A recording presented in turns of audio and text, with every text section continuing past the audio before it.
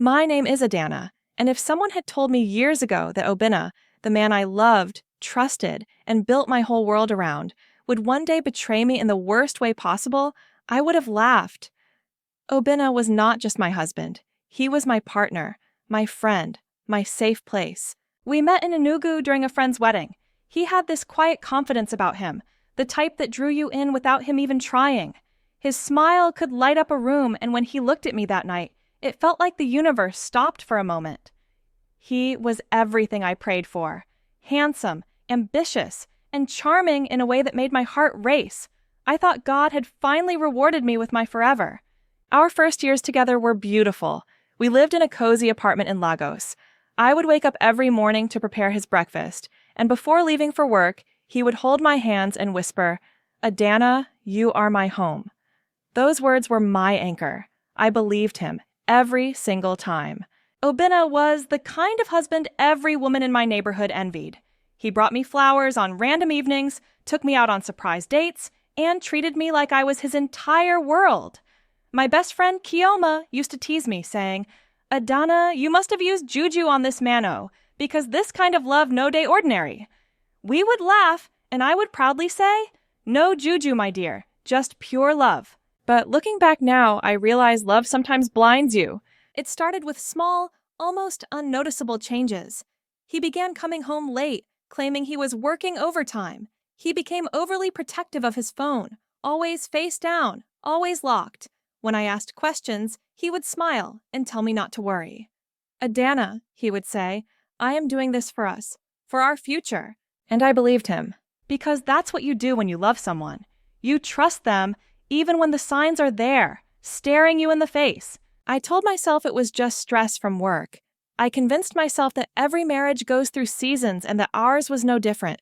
But deep down, a small voice inside me whispered that something wasn't right. I ignored it, because I loved Obinna too much to imagine he could hurt me. I clung to the memories of our laughter, our late-night talks, and those sweet forehead kisses that used to make me feel safe. But I didn't know that safety was an illusion, and soon that illusion would shatter in a way I never could have prepared for. It was a rainy Tuesday night when my world began to unravel. I remember sitting in our living room, the sound of the storm outside mixing with the hum of the ceiling fan. Obinna had called to say he would be working late again. I didn't question it, at least, not out loud, but in my heart that small voice I had been silencing for months was screaming louder than ever. I tried to distract myself. I cooked his favorite meal, ofe nsala soup with pounded yam, thinking maybe when he got home, we would eat together, laugh a little, and everything would feel normal again. But hours passed, and still, no sign of him. My calls went unanswered. My messages left on read. On. Just as I was about to give up and go to bed, my phone buzzed. It was a message from Kioma, my best friend. "Adanna, are you awake? I need to tell you something." I called her immediately, my heart pounding. Her voice was trembling. "Adanna, I don't even know how to say this, but I saw Obinna today." I let out a nervous laugh. "Okay." And he was probably at work, Kioma. You know he's always busy. There was a long pause, then her words cut through me like a knife. "No, Adanna, he wasn't at work. He was in Abuja, with another woman. And Adanna, he introduced her as his wife." For a moment I couldn't breathe. It felt like the walls were closing in on me. "Kioma, please, this is a mistake. Maybe it's someone who looks like him." But then she sent the pictures. And there he was. My husband, my Obinna, holding another woman's hand, smiling as if he hadn't left a wife waiting for him in Lagos. The picture didn't just break my heart, it shattered it into pieces I didn't know how to pick up. When he finally came home that night, I was sitting in the living room, my hands trembling as I held my phone. The pictures were still on the screen, staring back at me like a cruel joke. "Obinna," I said quietly, my voice shaking. "Who is she?" He froze. For the first time in our marriage, he didn't have a ready answer. He looked at me, his eyes wide, his lips parting, and then, as if he couldn't carry the weight of the lie anymore, he said it. "Adanna, I married her 3 years ago. You weren't supposed to find out." The room spun. My chest tightened. I felt like I was falling, but there was no ground beneath me. 3 years? 3 whole years he had been living a double life while I, the fool, loved him with everything I had. I wanted to scream. I wanted to tear down the walls, but I couldn't. I just sat there numb, staring at the man I thought I knew, and realizing I had been married to a stranger all along. And in that moment, I knew my life would never be the same again. I don't remember standing up. I don't even remember how the phone slipped from my hands. All I remember is staring at Adanna, my chest burning, my voice trembling as I asked the only question that mattered. Why? He didn't answer immediately. He just stood there, shifting his weight from one foot to the other like a guilty child. Adanna, he finally said, you wouldn't understand. Wouldn't understand. My blood boiled. Adanna, I gave you everything. My love, my trust, my loyalty. And you stand there and tell me I wouldn't understand? He raised his voice. You've always been too emotional, Adanna. I needed peace. She gives me that. Don't you dare, I snapped, tears streaming down my face. Don't you dare blame me for your betrayal. The room was silent except for the sound of my breathing. I could see it in his eyes. He didn't even feel guilty. He looked indifferent. Like all those years of laughter, of sharing dreams and building a life together, meant nothing to him. I stepped closer to him, my voice low but sharp. 3 years, Adanna. 3 years you lived this lie. Did you laugh with her the way you laughed with me? Did you hold her the way you used to hold me? He turned his face away. That silence was louder than any confession. In that moment, something inside me broke. Not just my heart, but the illusion I had built around my marriage. I realized then that the man standing in front of me was not the same Adanna I had married. He wasn't my husband. He was a stranger wearing my husband's face. I wiped my tears, straightened my back, and said the words I never thought I'd say. Get out. He looked at me, stunned. Adanna, get out. My voice didn't even shake. If you think you found peace with her, go, but don't you ever come back to this house. He hesitated for a moment, then gathered a few of his things and left. No fight, no apology, no last look, just gone. When the door closed behind him, the silence was deafening. I sank to the floor and cried until I could barely breathe. Kioma came over that night, held me in her arms, and whispered, Adanna, you are stronger than this. Don't let him destroy you. But how do you rebuild yourself when the person you trusted most has torn you apart? In the days that followed, I wandered through our empty home like a ghost. Everywhere I looked, I saw memories. His laughter in the kitchen, his favorite mug on the shelf, the jacket he always left on the couch. I should have hated him. Maybe I did. But more than that, I hated myself for still loving the man who had shattered me. And yet, deep down, I knew this wasn't the end. Adanna might have left, but his betrayal had only just begun to change my life in ways I couldn't imagine. The days after Adanna left felt like walking through an endless storm. I barely ate. I barely slept. Every time I closed my eyes, I saw his face, smiling, laughing, holding that other woman like I never existed. It was a kind of pain I wouldn't wish on my worst enemy. Chioma stayed with me for the first week, refusing to let me sink too deep into my grief. She cooked for me, cleaned the house, and even dragged me out of bed when I didn't want to move. Adanna, she said one morning as she placed a cup of tea in my hands. Cry if you need to, but don't let him win. You hear me? Don't let him break you. Her words cut through the fog in my head, but I wasn't ready to listen. Not yet. Everywhere I went, the whispers followed. Neighbors who once admired my marriage now looked at me with pity. I hated it. I hated how everyone saw me as the woman whose husband left her. I wasn't just a woman, I was Adanna. But Adanna's betrayal had reduced me to a story people told over dinner. One night, I sat alone in the living room, staring at our wedding photo. My fingers traced his face, and I whispered, Why, Adanna? Wasn't I enough? My voice cracked. For hours, I sat there, letting the tears wash over me until I felt hollow. Then something shifted. Maybe it was the way the silence pressed on me, or maybe it was the memory of my mother's voice in my head, saying, A strong woman doesn't stay down, Adanna. She stands, even if it hurts. I stood up that night. My legs were shaking. My heart was heavy. But I made a decision. I would not let Adanna's betrayal be the end of my story. The next morning, I packed away all his things. Every shirt, every pair of shoes, every trace of him. I put them in boxes and shoved them into the corner of the house. It wasn't much, but it felt like reclaiming a piece of myself. I started going out again. I enrolled in a business seminar I had been postponing for years. I even reopened my small fashion shop, which I had neglected while trying to play the perfect wife. For the first time in years, I was doing something for me. Not for Obinna, not for our marriage. Just for me. It didn't erase the pain, but it gave me purpose. And that's when I realized something powerful. Obinna may have abandoned me, but I still had me. That was the night I promised myself I would rise again. Not to prove him wrong, but to prove myself right, that I was stronger than the pain he left behind. And little did I know, the day would come when Obinna himself would realize exactly what he had lost. Months passed, and slowly I began to rebuild my life. I wasn't fully healed, but I was no longer that broken woman sitting on the floor, crying over a man who didn't deserve me. My fashion shop started growing, and I poured all my energy into it. I found joy in designing again, in meeting clients, and in seeing my work appreciated. But while I was finding my strength, life was teaching Obinna a lesson he would never forget. The first sign of his downfall came through whispers in the neighborhood. Kioma told me she had heard that his perfect second marriage was crumbling. The woman he left me for, the one he claimed gave him peace, was nothing like the fantasy he had built in his mind. I didn't rejoice, at least not at first. I didn't want to be the kind of woman who found happiness in someone else's misery. But then, the more I heard, the more I realized that karma was simply doing its job. Obinna's business began to fail. The contracts he used to boast about were no longer coming in. He was drowning in debt, and his so-called peaceful wife was nowhere to be found. Word had it that she packed her things and left him when the money ran dry. One evening, I was in my shop when my phone buzzed. It was an unfamiliar number. I almost didn't pick up, but something in me said I should. Adanna. The voice on the other end was low, broken.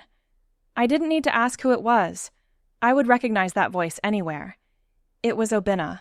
What do you want? My voice was cold. I didn't even try to hide it. Adanna, please, I need to see you. I've lost everything. For a moment, I just stood there, stunned. A part of me wanted to hang up. Another part of me wanted to laugh. But instead, I said the only thing that felt right. You made your bet, Obinna. Now lie in it. I ended the call. That night, I couldn't stop thinking about him. Not because I missed him, but because I realized something important. This man who once thought I was nothing was now the one with nothing. And for the first time since he left me, I felt no pain, no sadness, only peace. Obinna's downfall wasn't my victory. It was simply the balance of life. He traded loyalty for lies, and in the end, even the lies abandoned him. But I had no idea. He would come crawling back to me in ways I never expected. It was a quiet Sunday afternoon when I heard the knock at my door. At first, I thought it was Kioma dropping by unannounced, as she often did. But when I opened the door, my heart froze. There he was. Obinna. He looked nothing like the man who had once stood tall and proud, full of charm and confidence. His clothes were wrinkled, his beard unkempt, and his eyes, those eyes that used to shine with arrogance, were now dull and heavy with regret. Adanna, he said, his voice trembling. For a moment, I didn't move. I just stared at him, 1,000 memories flashing through my mind. But then I remembered everything. Every lie, every tear, every lonely night I spent because of him. What are you doing here, Obinna? My voice was steady, cold, but deep inside, my hands were shaking. He swallowed hard, his gaze dropping to the floor.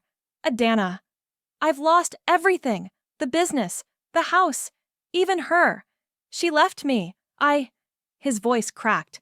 I was a fool, and now I have nothing.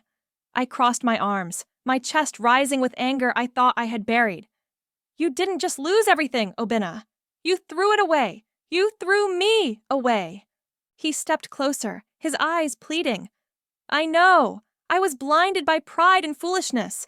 Adanna, please. I can't sleep at night. I see your face in my dreams. I remember how you used to laugh, how you stood by me when I was nothing. I need you. I laughed bitterly. You need me now because you're empty. Where was this need when you betrayed me for 3 whole years? He didn't answer. Instead, he knelt right there at my door. The sight of him, this man who once acted like he owned the world, now on his knees, begging, was something I never imagined I would see. Adanna, please, he whispered, his voice breaking. Give me another chance. I'll do anything. I'll make it right. For a brief second, I felt a pang in my chest. A part of me, the part that once loved him fiercely, almost softened. But then I remembered the nights I cried until my pillow was soaked. I remembered how I had to rebuild myself from nothing while he was out living his double life. "No," I said firmly. He looked up at me, stunned. "Adanna, you made your choice, Obinna, and I made mine. I survived without you, and I will keep surviving. I forgive you, not for you, but for me, but I will never take you back." His face crumbled. I could see the weight of my words sinking into him like a knife. For the first time, he truly looked defeated. And as I closed the door in his face, I didn't feel anger. I didn't feel hate. I felt free. After closing the door on Obinna, I leaned against it for a moment, breathing deeply. For the first time in years, I felt no chains holding me down, no pain, no lingering bitterness, only peace. It was as though I had finally set myself free from the ghost of my past. The next morning, I woke up with a new kind of energy. I looked at myself in the mirror and didn't see the broken woman who once cried herself to sleep. I saw a survivor, a woman who had faced betrayal, heartbreak, and humiliation, and had come out stronger. Chioma came over that day, as she often did. When I told her what had happened, she hugged me so tight I could barely breathe. "Adanna," she said with a proud smile, "you did what many women could not. You chose yourself." Those words stayed with me. I poured myself into my fashion business like never before. I expanded, hired more staff, and even opened a second shop in Abuja. My designs began attracting the attention of celebrities and high-profile clients. Before long, the name Adanna Couture became one of the most respected fashion brands in Nigeria. And with each success, I realized something important. Obinna leaving me was not my ending. It was my beginning. One evening, as I stood in my new boutique, surrounded by the hum of happy customers and the smell of fresh fabric, I smiled. Not because of revenge, but because of redemption. I no longer needed Obinna. I no longer cared about what he had lost or what he regretted. His downfall was his lesson, not my concern. Months later, I heard from a friend that Obinna had left Lagos entirely. They said he was trying to start over, but nothing seemed to be working for him. I didn't feel joy in his suffering. Instead, I felt nothing. And that nothing was powerful, because it meant he no longer had control over me. Now my life is full. I have my business, my friends, and most importantly, myself.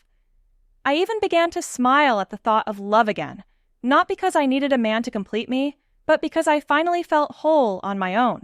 As I stood in front of my shop one evening, watching the sunset paint the sky in hues of orange and gold, I whispered to myself, "Adanna, you made it. You rose from the ashes, and you will never look back." And in that moment, I knew. Obinna's regret was his burden to carry forever, but as for me, I was free. Looking back now, I realized that what happened to me was never just about heartbreak, it was about transformation. Obinna thought he was destroying me when he betrayed me. He thought I would remain broken, stuck in the shadow of his choices. But what he didn't know was that his betrayal would become the very fire that refined me. I learned that sometimes the people we love the most are the very ones who push us toward our true strength. One evening I was sitting on my balcony sipping a cup of tea when Chioma joined me. She smiled as she watched me, her eyes full of pride. "You know," she said, "there was a time I was afraid you wouldn't survive this." I chuckled softly. "There was a time I was afraid too. But now, I thank God for everything, even the pain, because it made me who I am." She nodded. "And who you are now is unshakable." Her words warmed my heart because they were true. I no longer lived my life with fear or bitterness. I no longer questioned my worth. I understood that love is not about holding on to someone who doesn't value you. It's about holding on to yourself even when the world tries to tear you apart. As for Obinna, I never saw him again. But sometimes I imagine him sitting alone somewhere, haunted by the ghost of what he lost. And maybe, just maybe, that's his punishment. Not my anger, not my revenge, just the knowledge that he let the best thing in his life slip away. And me, I walk with my head high, not because I am without scars, but because those scars tell my story. A story of betrayal, of pain, but most importantly, of triumph. To every woman who has been abandoned, betrayed, or made to feel like she is not enough, I say this: you are more than enough. You are not defined by who left you, but by how you rise after they are gone. I am Adanna. I was once broken, but now I am unstoppable.